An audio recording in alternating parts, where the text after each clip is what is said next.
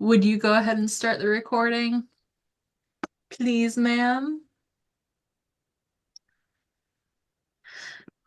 Okay, hi, I'm Liz from Central Kansas Library System. I am your general consultant, and we are going to go over digital accessibility today. Please go ahead and interrupt me, raise your hand, write it in chat if you have any questions during my presentation. I'm going to go ahead and just share my screen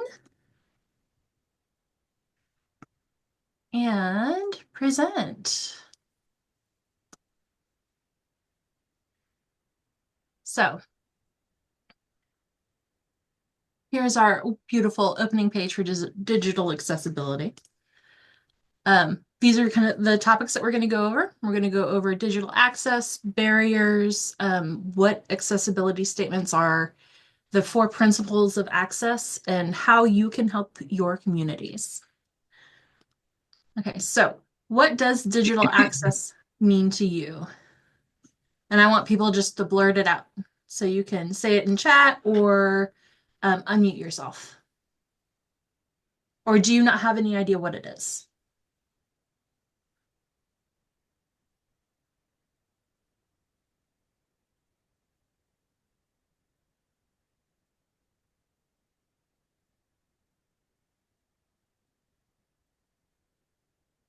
Somebody says connectivity, and a person says, that's why I'm here, because I have no idea what you're talking about. Okay, okay. Liz, is this thing like the colors and fonts and things? Kind of, yeah. So digital accessibility pretty much means that people can access things online. So it not just isn't just colors and fonts and stuff, it's also how they access that and how people with different abilities are able to access or not able to access. So to go on to that, there's a lot of barriers to access. So if you've never heard of it, there's this thing called the digital divide, and it really affects rural areas. And we live in a predominantly rural area, and most of our libraries are rural areas. And what that means is that we have lack of fast or any internet access. We have a lack of education on technologies. We have a lack of services, again, internet access, but also the newest thing that's dropping for technology. Lack of technology, there's really high costs to bring in things such as fast internet. And we just don't really have a ton of resources available to us because we are in a rural area. Other things that are barriers to access include censorship, and not just plain censorship, but like internet filters. So that's why you have that policy where if someone asks for you to take off the internet filters so that you can do some research, you are able to do that if they're over 18. We have different laws and regulations that make it really hard for us to overcome some of those barriers, but we also have laws that are trying to help. So you have to kind of find the sweet spot. And with laws and regulations, it's really hard to do. Rating systems, those are a type of censorship, but they also produce a barrier. If you're not allowing, as a public library, children to check out certain types of movies, that's a type of censorship. Now, there are ways around that because kids we have parents' rights in Kansas. So that means that the parents have the right to make choices for their children. So if they come in and say they don't want them to watch that, you have to abide by that. Also, here are some of those more digital visual barriers is your design choices. Like, do you have high contrast settings? Do you even know what high contrast is? Are things easy to see when they appear on your websites or web pages or your videos that you make? Um, and again, some of that as a barrier is that you just don't know what's out there. You don't know what you need to look for. You don't need to know what people need to um, access your content. You don't know how many people use a screen reader or other devices to access your content. You don't know how many people use mobile versus iPad or a tablet or anything like that. And then there's personal bias. And so personal bias may be that, oh, it may be not like intentional at all. It's just that because you don't know, you're not going to think about it. And that's just human nature. So we're going to go on to um, more ways of how we can make things more accessible for everyone in our community. So sometimes you'll see a lot of accessibility statements on big websites. And so they'll have a lot of stuff like this. It's filled with jargon. It says it it it has some legal terms in it. There's a Disability Discrimination Act. It meets website accessibility for the W3CAA standard. It goes on and talks about JavaScript and edition 5.1 and PECR. And it's just like, I'm sorry, what does any of this mean? Like, that was my first, I know a little bit, and I'm still like, okay, I don't know what the heck all this stuff means. And does anyone in chat know? Because can you confidently say that you know what all of this is? Because I sure can't. So you need to actually, and that's part of accessibility, break it down. When Koha has that accessibility statement, they follow it up with stuff like this. It says they follow the standards and guidelines to make the site as accessible as possible. They use the same layout consistently, and that allows you to change the theme, change the background and the colors of the font and the size of the font, and allows people to do that. And it also allows people to navigate or move through the website with just the keyboard if that's the only thing that they can use. And it also allows an assistance device or maybe a screen reader or something like that to help navigate the content.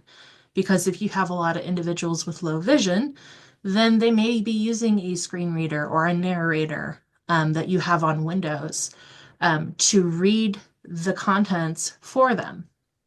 So with Koha, it's really nice because it's an open source community, and a lot of people within that community are heavily involved in keeping those standards updated. So while you don't have to necessarily deal with the back end stuff and all of that fun jargon that's right here, you can actually focus on making these things, which is what that jargon actually means. Do we have any questions so far?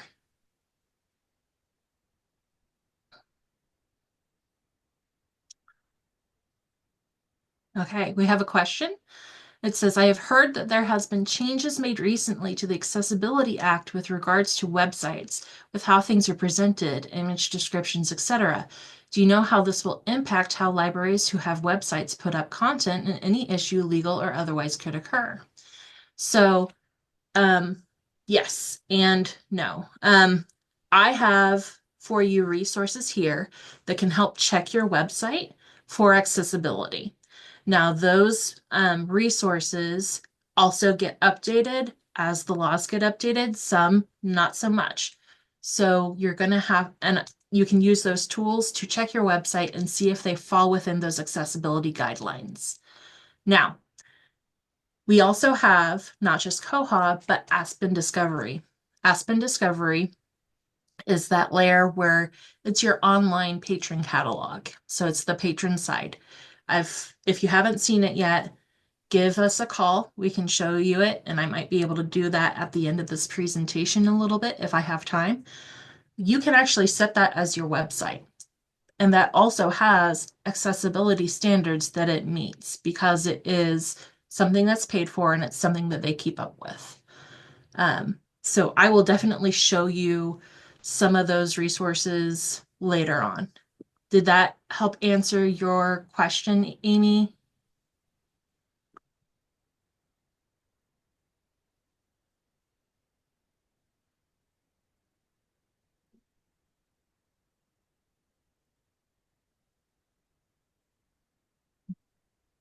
Liz, I will keep an eye on the chat. Okay. It said, if we set it as our website, how does that work with CKLS standards? And Okay. Okay. we'll talk about that. And she says, yes and no. I am confused with all this stuff. That's okay. So if you set it as your website, it does count. You just have to, your CKLS standard is that you make a post once a month. or you update your website once a month. So you're updating your calendar, you're posting your events, you're doing those things. You can also still use social media and use that as your website, but Aspen has that accessibility that you don't have to worry about. And I'll have some other tips for social media to make it more accessible for your patrons who might not have, who are differently abled. Okay, so there are four principles of accessibility, and this is from the Web Content Accessibility Guidelines. Okay, it's an actual organization, and they go over all this accessibility stuff. They're the ones in charge. So the first one is perceivable. Is your website perceivable? Is it operable? Is it understandable? And is it robust? So those are the four things that we keep in mind when we're looking at our website or our social media, or even like our flyers that we're designing for summer library program or other events that we have at our library.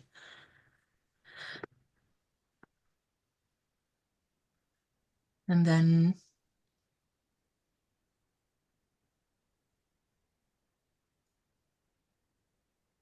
yeah, okay, sorry.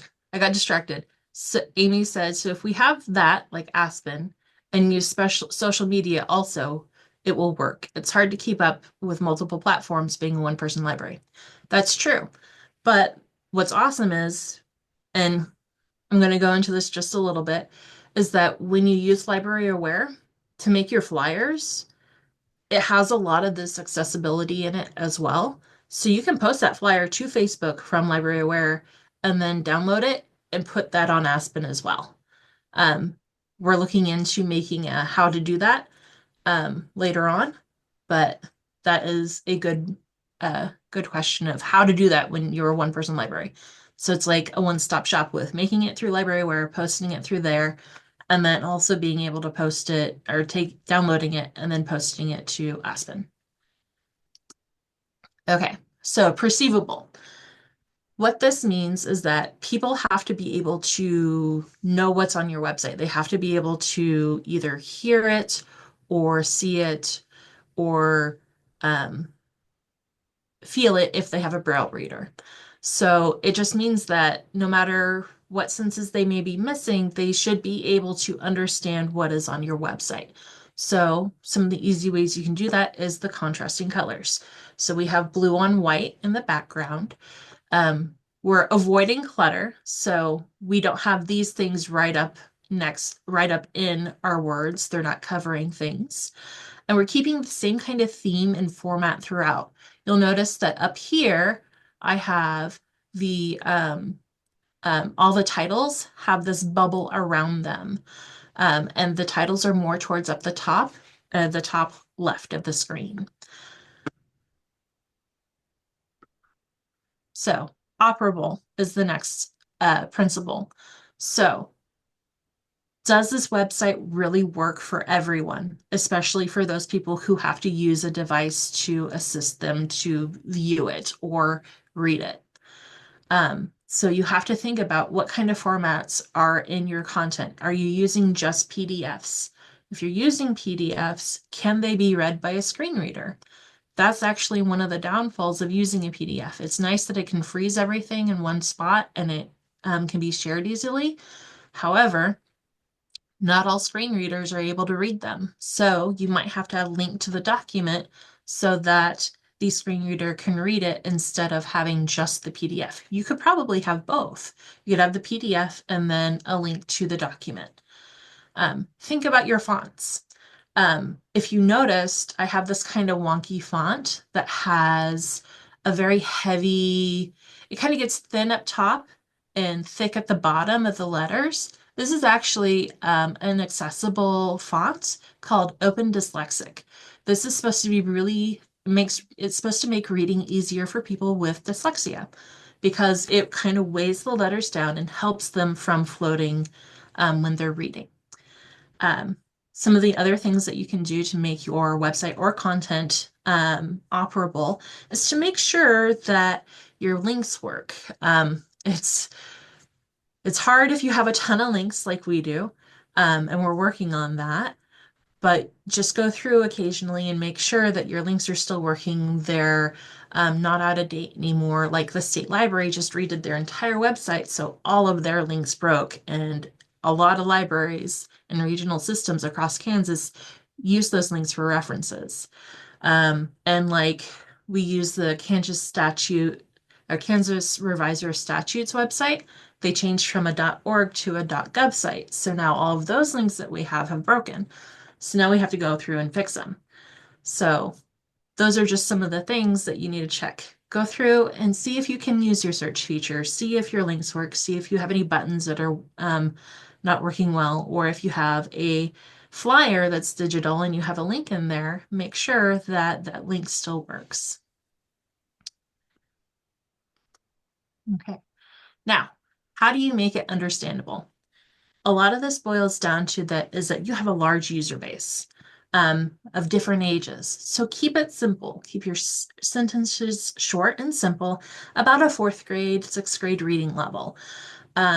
Avoid jargon and acronyms. You can still use them, but make sure that you have a definition beside them. That really helps when we say CKLS, Central Kansas Library System, at the very top. We can use CKLS throughout the rest of the document. And so people will know what that stands for. Think about your design of your page. Does it make sense to someone who hasn't used it before or hasn't seen it before? Like, do you usually keep the date up here and then you moved it down here? Just try to be consistent on where you place things. With Library Aware, your marketing information is always at the bottom. That means that you're creating brand recognition by having your logo or your picture of your library with your library's information always in one place. That means that they can always look and see, oh, it's by these people, I know them. And they always know to look somewhere in the middle for the date and time of the event. So just kind of be consistent. And if it's a digital format, if you keep that consistency, they can hopefully tab through if they use a keyboard. And the screen reader will be able to read that out and they'll kind of know how many tabs it takes to get to that information. You'll see this right here, this image. This is an example of alternative text. Does alternative text, you may have heard it be called alt text. Alt text is basically a description of a picture or an image that you're using in your digital content. There's been there's some guidelines on when you should use alt text. Like this yellow thing up in the corner, you don't need to use alt text for that. That's just for design. However, I have an image of Hilda, one of my favorite little characters, um, and a box of alternate text. So if we exit out of this and I right click on my alternative text, it pulls up image of cartoon character Hilda with blue hair who is standing behind an alternative text box with her description in the box. It's kind of redundant for us because we can see what's going on, but for people with low vision or no vision, that description really helps for them to understand what's going on in that picture. So where you need to use that is if you're using photos of people, places or things, or you're really trying to use an image to capture a moment and help explain your point. Okay, let me go back to present. Okay, any questions so far? Am I going too fast? No, I think you're going at a good pace. Okay, I think we're picking up new things as we go. We okay, might have questions at the end. excellent. No, that's great. Okay, robust. Um, how easily can people find information? How robust is your content? Um, so what do you do to help fill out your um, flyer or your information? Do you include, and you should, where the event, like if you're making it an event flyer, you need to have your location, how to contact the library, your hours of operation, um, and the date and time of the event is really important too. that means that it's a little bit more robust and it gives a lot of information. Now, if it's digital, you want to include all that information, but you also want to include things like maybe tags, especially if you're on social media. You need to know, um, you need to think about people who might not be able to find things quickly. And so if you continue with that consistency of having your information in the lower area and having the time, hours, and stuff like that in there, but also maybe having your library name, that's kind of important too. So library name, hours, location, time and date of the event, and the hours of operation, and maybe even your phone number. Because what if that's the only thing people have to get a hold of you, and they want to put some items on hold, or they have other library business. So if you continue to use that and have that information in there, even in your social media, when you're doing flyers or things like that, it helps out a lot. Again, use that alt text for your images. And for um, if you keep your content robust enough, that means that it might be a little bit easier to switch it to something new. So, say people are no longer using Twitter or X and they are going instead over to Blue Sky. So, they're shifting that paradigm. So, one of those things is instead of shifting every time something happens, kind of wait and see, and then maybe make that shift to that social media platform because you know it's being used. Being robust means kind of waiting and seeing what's being used, and then going ahead and using it. Okay, so these are some of the ways that you can help your communities. You can do different programs on new technology or apps. We have cool apps later this week, so make sure you tune in for that. And then I'm sorry, you guys, you're gonna have to learn and teach how to use new technologies. Um, it's not everybody's favorite thing. We don't like to change, and there's a ton of stuff it seems like that's popping up everywhere. But there's a lot of stuff that's really valuable and interesting. So think of AI. I can use AI to do these alternate texts. So if you don't think you can describe a picture very well, you can plug it into AI and it could help start with an image description and then you can edit it for there. So think of the way that these new technologies can help you out in making your stuff more accessible for everyone. So the Internet of Things is something new. Also, AR and VR have been here for a while, but XR is something new entirely because it includes AI. So again, one of those other things is providing access to new technologies. So maybe you have some kids who are interested in AI or VR, have them come in and do a presentation. Um, Make sure that you run through the presentation with them, of course. But maybe they're really excited and they want to talk about the subject. It's great and low cost. Um, Make sure you budget for maybe some digital items or new technology. Andy's great. You call him up and he'll come out and do a review and he will go ahead and tell you, oh yeah, your computers need to be changed, or at least I can help upgrade them. Um, Also, if you're still doing online stuff where you're doing Zoom programs, make sure your closed captioning is turned on. If you're doing videos on YouTube, they have closed captioning as well. So instead of just like, oh, okay, we're recording, make sure you have closed captions available for people who want them. When you have a website or your Facebook social media, keep it up to date. Check those online links regularly and things like that. Now, if you run your own website, which it's a lot of work for someone, but if you're doing it, you check your buttons and things because a lot of stuff can go out of date as the times change. Again, another thing, keep using that same digital layout so that things are found easily. Be consistent.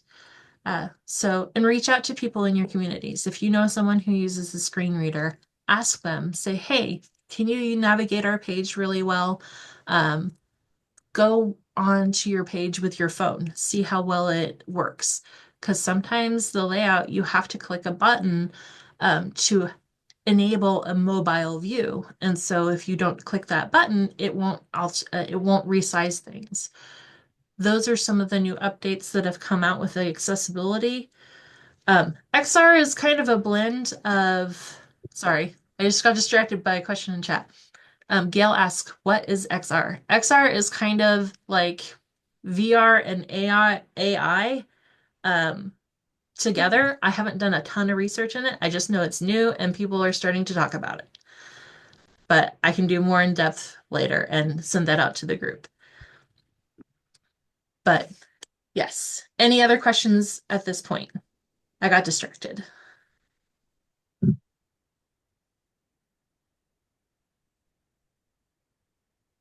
Okay, so here are some of the resources, and I can actually take us to some of these. Um, so let me exit out of this. Whoop! Here are my references, you guys. This is great. Extended reality. Thank you, Andy. So I'm going to stop share because I think I'm only sharing the presentation.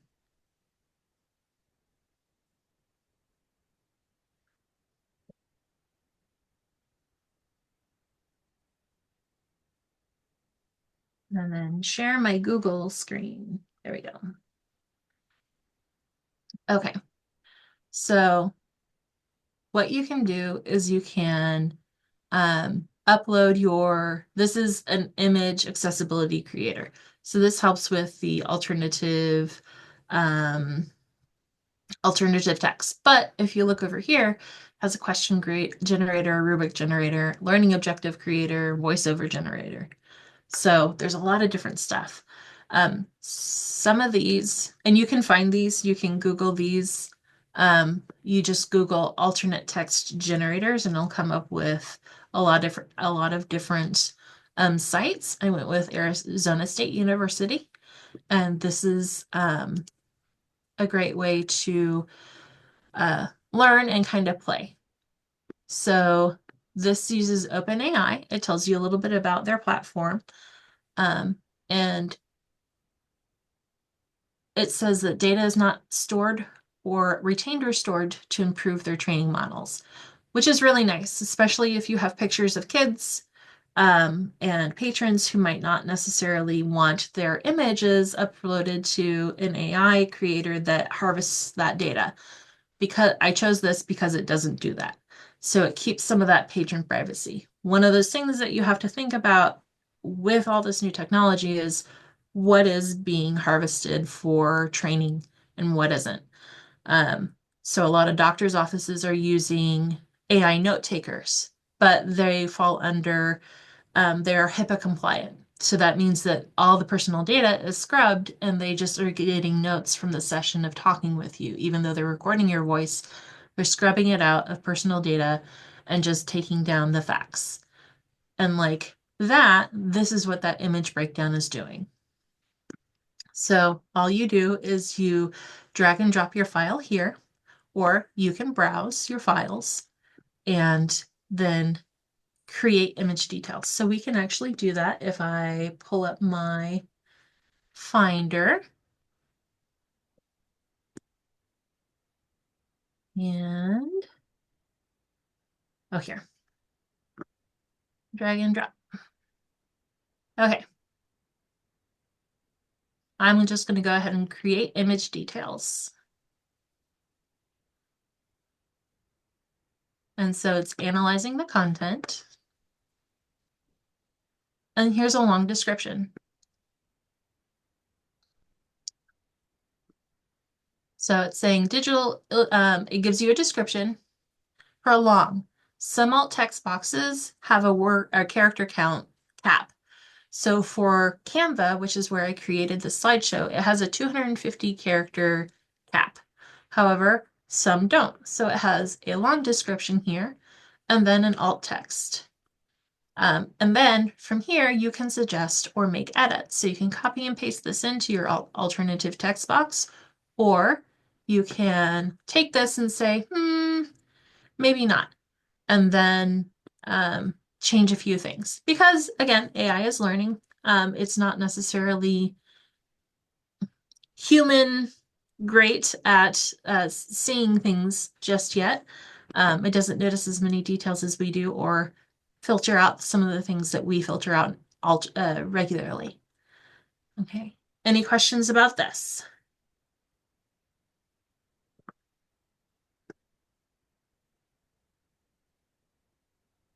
Okay. Next one is a contrast checker. So this contrast checker is really cool because, oh, no, I don't want cookies. Thank you. Projectile. Okay. What you can do is um, find your text color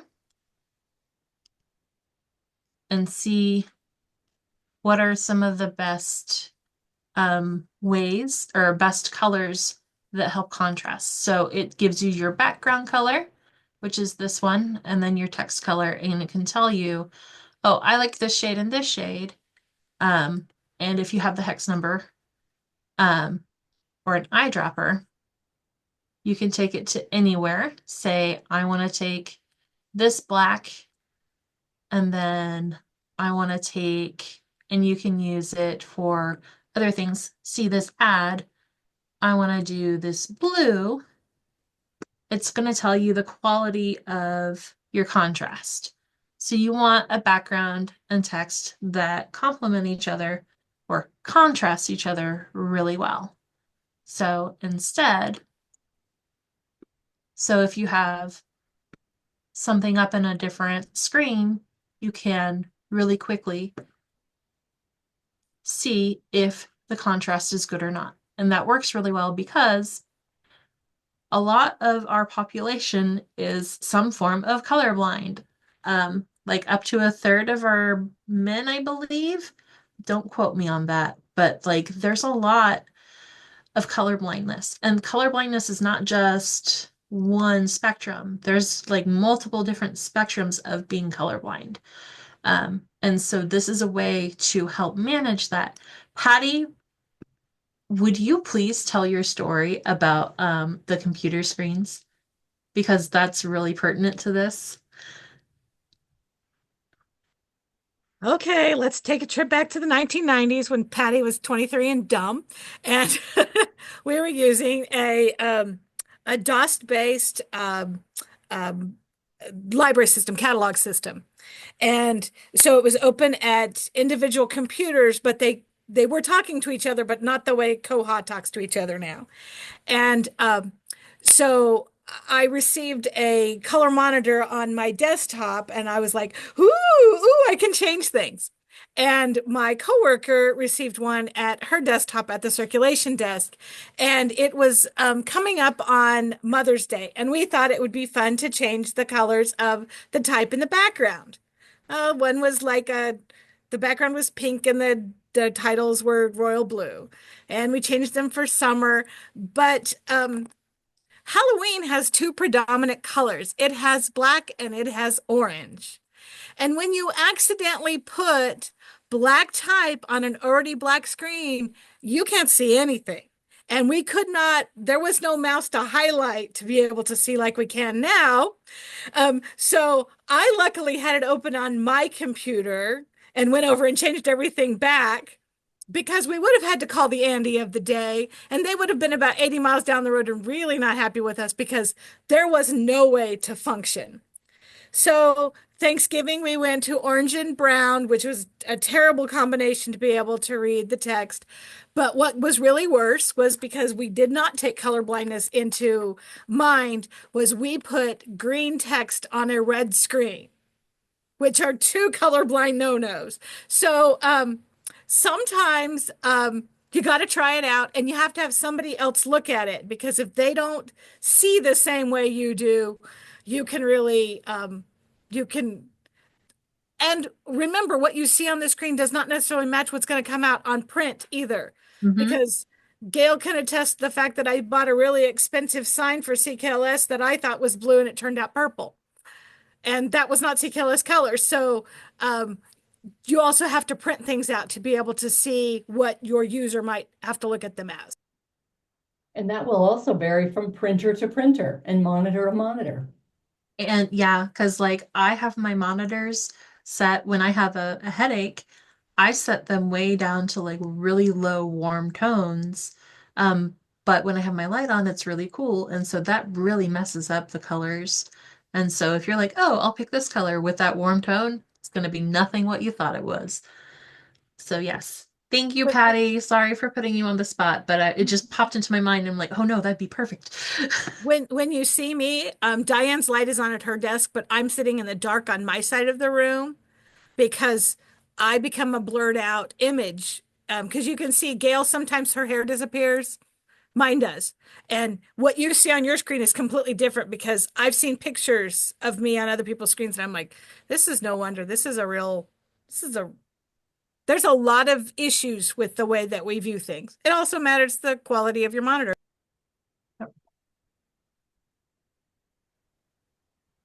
Okay. So we're going to go to our next resource. Um, and I'm going to like, I'm avoiding the giant green button for some reason that says share. Okay. So our next resource is actually closed captioning. So this is Adobe Express, closed captioning. However, I'm going to be honest with you. Adobe some will be like, hey, do you want to buy us after a couple of sessions? If you have a video or you're doing a make and take online and you're using Zoom, there's closed captionings there. YouTube also has closed captioning that I believe are AI generated. I think this is also AI generated, but you can then edit it in case they get it wrong. Um, Actual closed captioning services are by far and large, they take a couple of days, but they're very accurate. And they use people to do it. AI is a little bit quicker. It's not as accurate. Um, it's learning. So you have to be able to edit it. So I highly recommend using AI for this, but make sure it's an AI that you can edit because you don't want to say something that you didn't actually say in closed captions. You can see it all the time on TVs and stuff. I'm like, I don't really think he said that when he's talking about public transport. And I'm like, maybe not. Okay. So I don't actually have a video to upload, so I can't really show you this, but it's in the handout or in the slideshow. So where am I getting all this stuff? Why am I harping on all this? Okay, here is the Web Content Accessibility Guidelines. These are the people that say that you need to do all these things. There's a lot of stuff. Um, if you are, sorry guys, it's time for me to go to lunch if I haven't gone to lunch yet. Um, if you are more interested in about, if you're more interested in learning more, if you are interested in learning more, there we go, about web content accessibility, this is where you want to go. They have all the requirements and the updates that are coming, and all the breakdowns of what it used to be. Um, and it's a lot of it is just making the web accessible for people with disabilities or people who um, need a little bit of extra help when they are looking at stuff or trying to find stuff. Life happens. Um, Life is hard enough already. We need to make it as easy as possible for everyone, in my personal opinion. And then so this is here for you to do your own browsing at your own pace. Um, if you need to fall asleep, go for it. One of the last things that I have, and this is what Patty found the other day, which I absolutely love this. This is their OWL's or Ontario, Wayne, Wyoming, Livingston's web accessibility statement. So um, they have some of that jargon, all those like letters and numbers and stuff, but they really go into these beautiful details of we uses uniform navigation and clear headings, content layout design are consistent on every page. This is a very good accessibility statement. It's short, it's to the point, it doesn't use a lot of jargon, and it tells you what things are. Images with alternative text. Photographs and other relevant images on the site are accompanied by alternative text, the alt tag. It tells you what it is. And it tells you all that. The font sizing can be used, can be enlarged to or shrunk down as people need it. It can be used on multiple different screen types, mobile, tablet, etc. And you can navigate it with mouse and keyboard. These are the things that we aspire to. These are like some of the basics that you want to do with website accessibility or digital content accessibility. Um, but I wanted to show you this. Patty found this. It was very beautiful, so I had to include it. Uh, that's pretty much my presentation. So those are the resources. And then we have all my references that I used. So ADA on websites. The theme by Canva is by Portograph. They're the ones who came up with all these beautiful little um, guys and stuff. And I have alt text on all of them. And I have with Canva, I really like, and I'm going to point this out. You can right click and do alternative text and then just mark it as decorative. So the screen reader can just say decorative text or decorative image and then go on. Because I don't know if you've ever used a screen reader, which I used it a lot when I was in college for it to read my books to me because I was very tired of reading. Um, that's how I know PDFs aren't always like the best for screen readers. Like it can't read them. So yeah. Any questions? Contact us at any time if you have any questions. If you think I missed something or I should add anything to this, please let me know. Liz, where would you suggest someone start if they don't know if their website is accessible? Okay, so they're on my resources. Um, there is, oh, I didn't include it. I'm sorry, guys. I will include that. There's accessibility checkers on Google. I was so trying to make everything accessible that I didn't create, I didn't add my link. So you can see I'm just typing Oh, accessibility cool. checker, and there's a bunch of stuff that pops up, okay? There's a bunch of sponsored ones, but then I'll Bunch of bet there's some sponsored. not. There we go. Yeah. Actually, Liz, having this kinds of situation happen when you're presenting Yeah, it's Yeah. great. actually is really good because Here we our go. audience can see that we do Google things and we do Yeah, use the tools that are there. But you 100%. notice that, as Gail mentioned, we're going to ride by all the things that are sponsored and we're going to look for the meat. Anything Hmm. that says .org or .gov, we might spend a little more time on, or .edu, Yeah. because those Right. are all nonprofits. See, and this is from W3. So this is your evaluation tool list. It So tells you what to do. tells Oh, you what to there's a do. freebie. Yep. So Cool. free website accessibility checker. Um, this is from, hang on. Yeah, WW3. W3.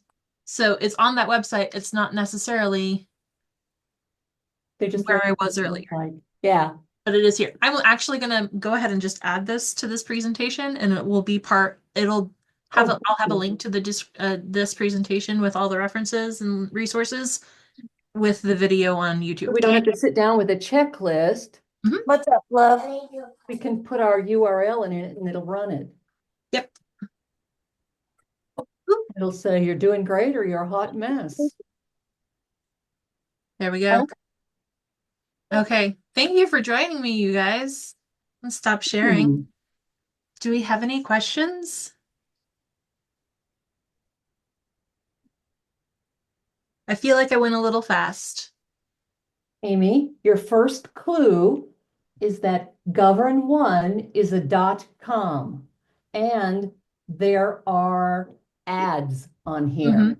And what they want to do is they want you to buy from them, and you'll notice they've harvested information from your Facebook page. Yeah. There it is. That's all on your Facebook page. They're stealing from your Facebook page, which they can, and they're looking like they're turning it into a website, but really there's no human doing that. This is a machine that's doing it. And I also noticed that it's home cities countries login, but I see no about here that tells us what this is. So I'd say this is a for-profit organization. In fact, yep, you have to be 18 to use it, which shows that they're not really And that's why I went to the Arizona State University for that image AI, alternative text generator, yep. because they're not harvesting that image and Yeah, they're that not had going to it. harvest your Didn't data. ASU have an .edu, I think, if I remember. Yeah. Yeah, yeah. Last Amy, night, thanks for asking. That's a good one. She said, last night I was I talking was, about Govern One website. I've been Mm. getting emails saying the library has this website, but I have no idea what it's talking about. And she gave me a link and I went to governone.com/US/Otis. And all the content on that little page that they created was bot created. And it's because I see everybody's Facebook page, it was all directly off Oh yeah. the library's Facebook page. There's direct copies of all social media platforms. Right. And that's Like why you have to every be, single one of them. Twitter, right. And Blue that's why you have to be Sky. careful with the photos you post Yeah. of your And own it's children or your library Okay, are children. you done? Okay. Good job, bud. Was that for Liz or just your little friend there, Rainey? he had a helper. Yeah. Last night I was on Facebook and I was up really, really late and I found a picture that I'd seen a couple different times of a Christmas display of puzzles with a cheap price at the top. And then there was it said buffalogames.com, which I happen to know is a puzzle company. And I screenshotted it and I sent it to Melissa, who is a puzzler, and I said, "Hey, this is a really good deal. Have you used this company before? Because these prices uh, seem really, really super." And she says, "If it's real, it is good prices, but I don't know if it's not real." So I looked into it, and because stupidly, luckily I stopped. I put a couple things in my shopping cart, and I went, "Wait a minute, I need to go back and look because on Walmart.com is their actual name, and you'll see that on their Facebook page. And it'll say 1.8 million users, and it'll have the verified circle on it. Um, but if Walmart has got people have created a Walmart fake page to get Mhm. you to buy stuff on it and Oh. put your credit card number in. Well, this Buffalo Games thing was $3.99 a puzzle, and I went, something seemed hinky. And then a few minutes later, there was a Joann's liquidation one that popped up, and I'm like, I don't think they did anything through online. And I looked again, and I'm sitting here going, twice last night, who I feel like I'm a pretty good searcher, twice last night I almost got taken because it looked too good to be true, and frankly, it was. Because And modern so, Honest. night internet users maybe aren't quite as savvy. Or they're darn sleepy. yes, Yes, Colleen, my husband has determined that when I'm sick, I'm not allowed to be on the internet, especially eBay or Amazon. I also learned that there is a new scam for Google. They are using Google Sites to create Google official looking Google messages about accessing your content. So like they're sending out scare mail. It looks very official. It's made with Google Sites. So it looks official because it's from Google. If you're doing the URL check. Um, be careful because Google will never send you anything from Google Sites. Yep. That has come up like within the past few days. Colleen, do you Colleen, have a question? But we can't hear you, hon. You are unmuted, but we can't hear you.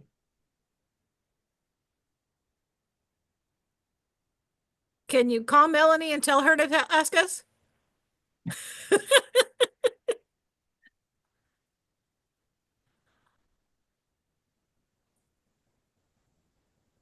She's working on her technology.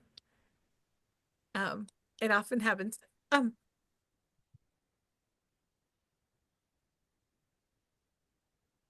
Oh, Yesterday's training for you for trustees is already on YouTube. It is under trustee training. and I think, I don't know because I haven't looked yet, you can also link to the slideshow, Yes, the slideshow is linked to that as well. I right? made sure to do that this morning. And that's the thing that we're doing now because people have asked us for that. And I don't know why we never thought about that before, but, What? and Patty, you're muted too. Okay, I have Colleen's question. Can you go back and talk about, what'd you say, Pathfinder, connecting it to the website? Are you talking about Aspen? Aspen. Or, yes, Yes. Aspen, okay. Okay. So And it's Aspen, embedding it into your website? yeah. Okay. So let's go to Aspen. Okay.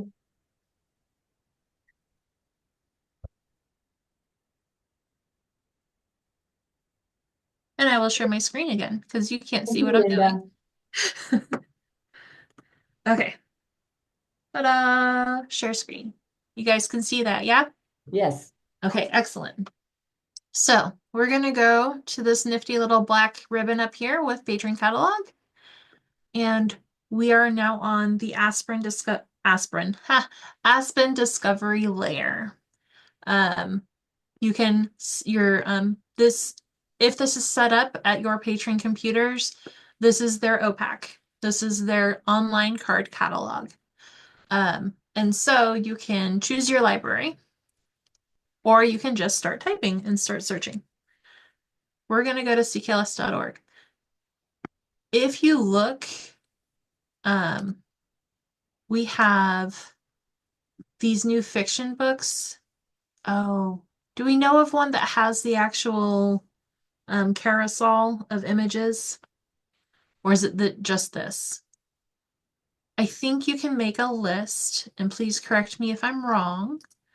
You can make a list of PDFs and images. Is that correct, Ashley?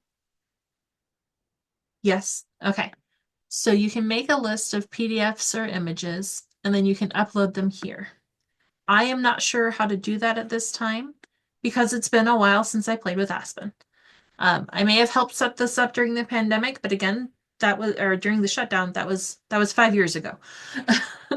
So I'm not quite caught up with it now, but I do believe that you can make an advanced tab and then have a PDF of your library aware flyers, Yeah. and those can rotate out. I think there's also a carousel option that you can make to add it up here. Liz, Yep. if you go to the You can chat, add it I up there. put a good Go ahead, example Ashley. of one. Okay, Ashley has an example of one. Here we go. It's not one of ours, obviously. Yes, Okay, we can get there. but look at this. This is their Aspen page.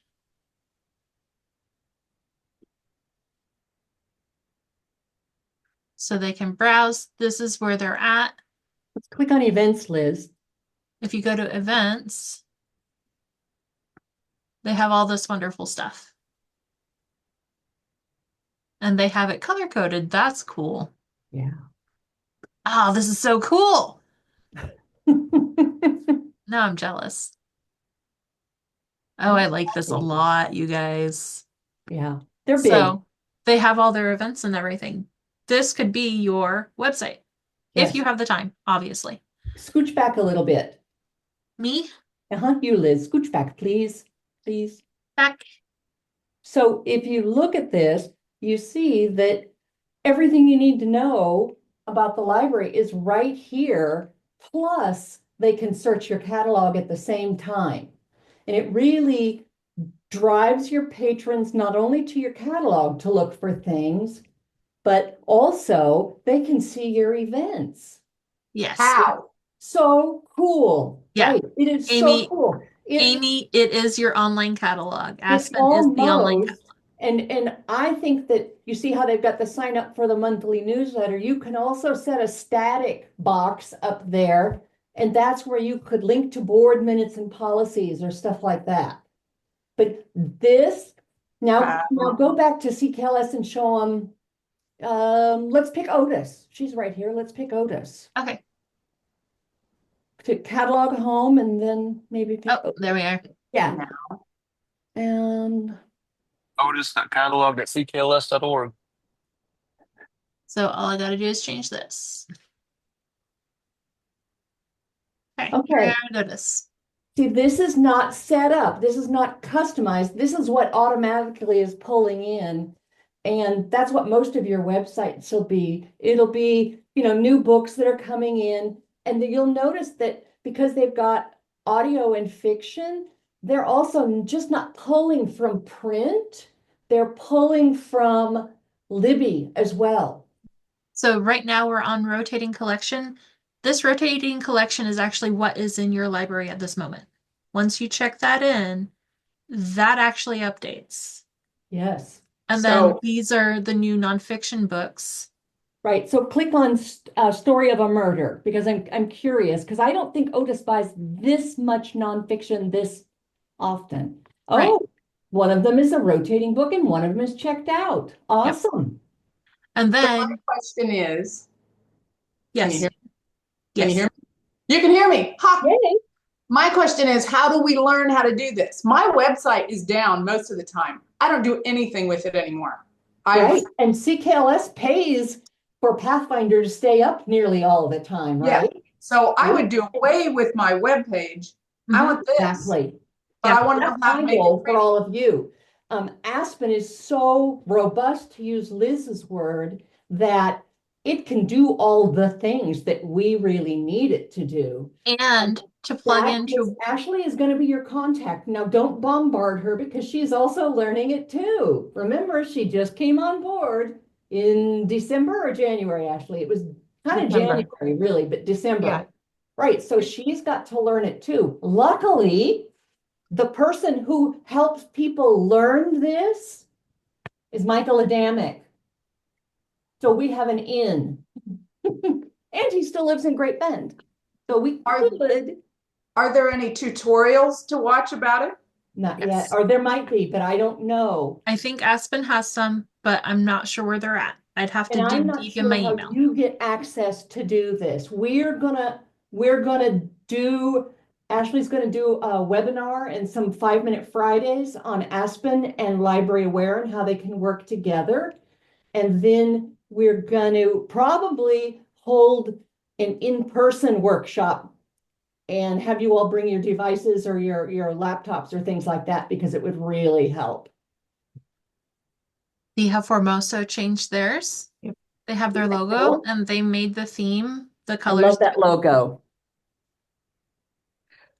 And the example that I posted in the comments is very, very special. They have a lot of content on there. It doesn't have to be as complicated as that. You can simply put a calendar of your events, have a few buttons. You don't have to go all out and do everything like that. I know it looks like a lot. And see, they've actually redirected to a libcal. So this is libguides. Go back to Formoso. Because while we're here, you may or may not know, and would you click on Children's Catalog? You may or may not know that this exists, but you can point your youngest library users to this, which is way cool. And Michael made this before he left. Yep. And this is all the items in Koha for kids. Yep. So yeah. Oh, Barb, yeah, this looks much better. It's pretty awesome. Your new site. And if we're looking at the accessibility stuff, it's not cluttered. There's good contrasting of colors. Large Things are font. consistently in place. And I bet I can tab through everything on this page. Mm-hmm. Yep. So yeah. And you can go directly back up. That's really nice. Yep. Okay. Any questions about this? That's the kids' catalog. So are you excited to start working in Aspen? Yes. We are too. think it's a great tool that everyone will be able to use and an all-in-one, because when people are looking for your website, more than likely they're just going to Google it, and Google will take them to your Facebook page, and then they say, okay, but I want to look for books, so I have to go back to Google and go to this, and that. So it'll be nice for all your patrons to just be able to go to one spot and have everything they need. Right? Right. And the library cards already have the web address on them. Mhm. We've gone over it, Miss Liz. I'm sorry No, that's fine. if I did I that. had the spare time for questions. It's good. And I wanted to Amy? show Aspen off a little bit because of the accessibility that you can do with it. Yes, Amy wants to know, with the Aspen site, does it have where patrons logged in or not are able to pull up library information? I think the answer is yes. Yeah, if you're logged in, you'll be able to place holds, Mhm. even through Libby or Kindle, or it tells you where to do things, like how to do things. And already as it is, without editing anything, your patrons can go, there's 3 lines on the right side, and they can go to library hours and location. Yep. So there's a little bit of your information on there. Just, yeah, you'll need to add more. But on Aspen, you can make a box that's right there as Mhm. well. Oh, Linda says to Ashley and Liz, this is going to be great once we learn how to do it. Thanks for this. I am so glad I decided at 1:18 to do this in service. Thanks, Thank you Linda. for showing up. That's awesome. Okay. Great. Any more questions? Okay, I think we'll wrap up the recording.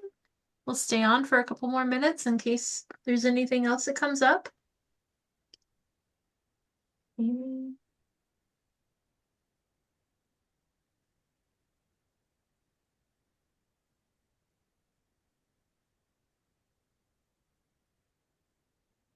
Are we still recording? We're still recording. Sorry.